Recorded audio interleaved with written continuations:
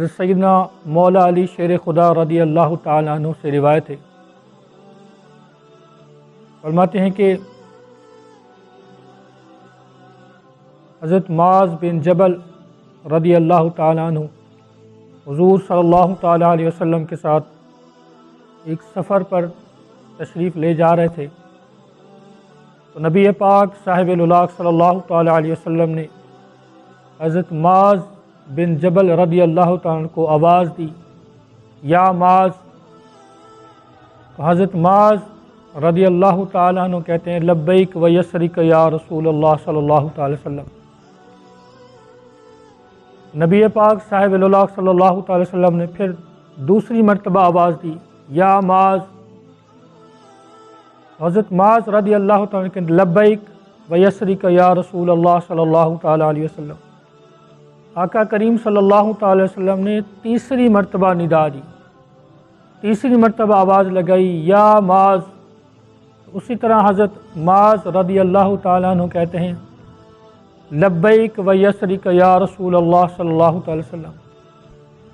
حضرات گرامی، ہم نے کسی سے کوئی اہم، کوئی امپورٹنٹ بات کرنی ہو، کوئی ضروری بات کرنی ہے، تو ہم سامنے والے کو پہلے اپنی طرف متوجہ کرتے ہیں کہ میرے بھائی میری بات غور سے سنو، توجہ سے سنو۔ تمہاری توجہ ہے نا، غور سے سن رہے ہو نا میری بات کو۔ تو بات ہی کچھ ایسی تھی کہ آقا کریم صلی اللہ تعالی وسلم بار بار حضرت معاذ رضی اللہ تعالیٰ عنہ کو اپنی طرف متوجہ کر رہے تھے۔ جب حضرت معاذ بن جبل رضی اللہ تعالیٰ عنہ حضور صلی اللہ تعالی وسلم کی طرف متوجہ ہو گئے، آقا کریم صلی اللہ تعالیٰ علیہ وسلم نے ارشاد فرمایا کہ اے معاذ، جب کوئی بندہ اللہ تبارک و تعالیٰ کی وحدانیت کی گواہی دیتا ہے کہ رب کریم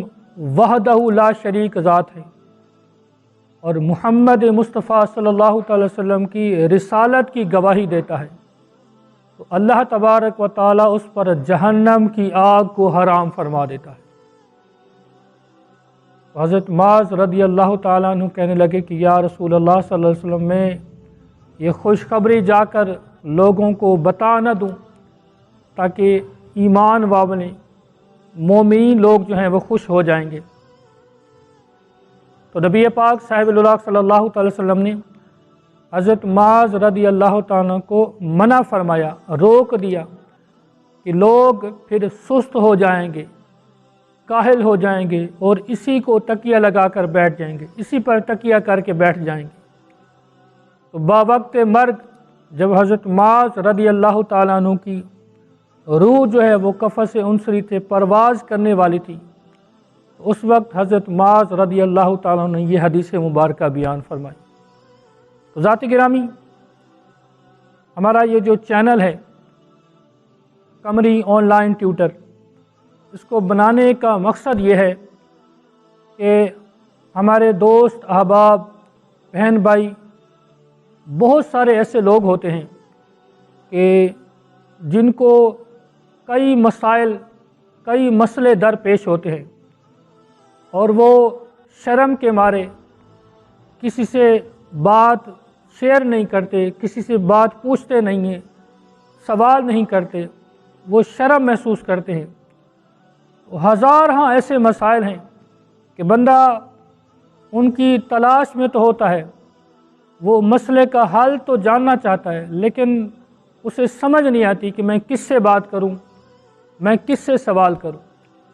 ذات گرامی، اس چینل کو بنانے کا مین مقصد ہی یہی ہے کہ بہت سارے ایسے سوالات ہوتے ہیں کہ جو بندہ ڈائریکٹ کسی سے جا کر نہیں پوچھ سکتا، ڈائریکٹ کسی سے بات نہیں کر سکتا۔ تو اس چینل کو بنانے کا مقصد یہ ہے کہ آپ ہمیں کمنٹ باکس کے اندر اگر چاہے تو ہم میسج کر سکتے ہیں، یا ہمارا واٹس ایپ نمبر جو ہے آپ کو اسکرین پر نظر آ رہا ہوگا، آپ اس پر جو ہے واٹس ایپ کریں۔ آپ کا کوئی بھی مسئلہ ہے، کوئی بھی آپ کو پریشانی ہو، تو انشاءاللہ عز و جل